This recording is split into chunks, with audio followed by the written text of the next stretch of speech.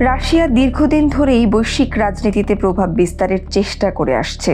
Ukraine যুদ্ধের পর পশ্চিমা নিষেধাজ্ঞার মুখে রাশিয়া নতুন কৌশল গ্রহণ করেছে এবং বিশেষ করে এশিয়া ও আফ্রিকার বিভিন্ন দেশে অর্থনৈতিক ও সামরিক সম্পর্ক জোরদার করছে। তাদের নতুন লক্ষ্য হয়ে উঠেছে মিয়ানমার, যেখানে তারা বিভিন্ন খাতে বিনিয়োগের পরিকল্পনা নিয়েছে, বিশেষ করে বন্দর, জ্বালানি শোধনাগার এবং বিদ্যুৎ উৎপাদন কেন্দ্রে। মিয়ানমারের সামরিক সরকারের সাথে রাশিয়ার সম্পর্ক দীর্ঘদিনের। এবার রাশিয়া সেখানে নতুন অর্থনৈতিক বিনিয়োগের উদ্যোগ নিয়েছে, যাতে বিদ্যুৎ সংকট মোকাবেলা এবং নতুন অবকাঠামো নির্মাণের কথা রয়েছে। রাশিয়ার অর্থনৈতিক উন্নয়ন মন্ত্রী ম্যাক্সিম রেশেতনিকভ সম্প্রতি নেপিদো সফর করে মিয়ানমারের জান্তা সরকারের প্রধানের সাথে বৈঠক করেছেন। তাদের আলোচনার মূল বিষয় ছিল বিদ্যুৎ সংকট মোকাবেলা এবং নতুন বিনিয়োগের সৃষ্টি করা।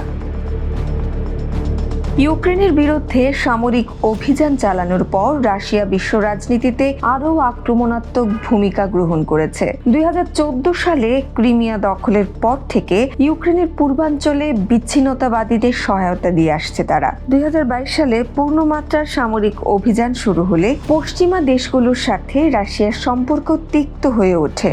বেলারুশও রাশিয়ার গুরুত্বপূর্ণ মিত্র। প্রেসিডেন্ট লুকাশেঙ্কোর সরকারকে রাশিয়া সবসময় সমর্থন দিয়েছে এবং ইউক্রেন যুদ্ধের সময় বেলারুশ রাশিয়াকে সামরিক সহায়তা দিয়েছে। কাজাখস্তানেও রাজনৈতিক অস্থিরতার সময় রাশিয়া শান্তিরক্ষা বাহিনী পাঠিয়ে নিজেদের প্রভাব ধরে রেখেছে। 2015 সালে সিরিয়ার গৃহযুদ্ধে সরাসরি হস্তক্ষেপ করে রাশিয়া। প্রেসিডেন্ট বাশার আল আসাদের পক্ষে লড়াই করে। এর ফলে মধ্যপ্রাচ্যে রাশিয়ার অবস্থান শক্তিশালী হয়। অন্যদিকে পশ্চিমা নিষেধাজ্ঞার কারণে রাশিয়া ও ইরানের সম্পর্ক আরও ঘনিষ্ঠ হচ্ছে এবং তারা সামরিক ও অর্থনৈতিক সহযোগিতা বাড়াচ্ছে। আফ্রিকার বিভিন্ন দেশে রাশিয়া তার ভাড়াটে সেনাগোষ্ঠী ওয়াগনার গ্রুপ ব্যবহার করে সামরিক ও অর্থনৈতিক স্বার্থ হাসিল করছে। মালিতে মধ্য আফ্রিকান গণতন্ত্র এবং সুদানে তাদের উপস্থিতি উল্লেখযোগ্যভাবে বেড়েছে। রাশিয়া ও মিয়ানমারের মধ্যে বেশ কয়েকটি গুরুত্বপূর্ণ চুক্তি স্বাক্ষরিত হয়েছে, যার মধ্যে উল্লেখযোগ্য বিদ্যুৎ ও জ্বালানি খাতে রাশিয়ার বিনিয়োগ, সার ও পেট্রোকেমিক্যাল উৎপাদন, ব্যাংকিং ও অর্থনৈতিক অবকাঠামো উন্নয়ন, তথ্য প্রযুক্তি ও টেলিকমিউনিকেশন খাতে সহযোগিতা, মহাকাশ গবেষণা এবং পারমাণবিক শক্তির শান্তিপূর্ণ ব্যবহার। দাউই বিশেষ অর্থনৈতিক অঞ্চলে রাশিয়ার বিনিয়োগ পরিকল্পনা নিয়ে আলোচনা চলছে। এখানে একটি বন্দর এবং তেল শোধনাগার নির্মাণ করা হবে, যা আঞ্চলিক বাণিজ্যের ক্ষেত্রে গুরুত্বপূর্ণ ভূমিকা পালন করবে।